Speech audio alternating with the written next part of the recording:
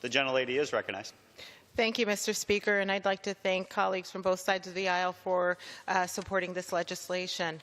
More than 120 years ago, the Utah Enabling Act, which enabled my state, now the greatest state in the country, to be admitted into the Union, was approved. This granted Utah the right to select acreage to support various public institutions, including public schools and universities. Now, 123 years later, much of the acreage made available for state selection remains outstanding. The BLM's Pony Express Resource Management Plan governs management practices for public lands in Utah's Tooele, Utah, and Salt Lake counties. It has identified thousands of acres within the plan's area as available for disposal. The state can presently obtain these lands via land exchange. However, the Resource Management Plan does not explicitly state that these lands can be obtained using the unfulfilled land credits granted by the Utah Enabling Act.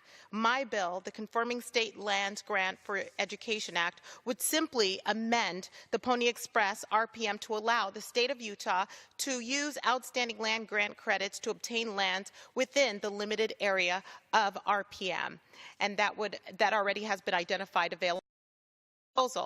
The solution would satisfy both the state and federal government and help to keep the promises made to the state of Utah for more than 120 years.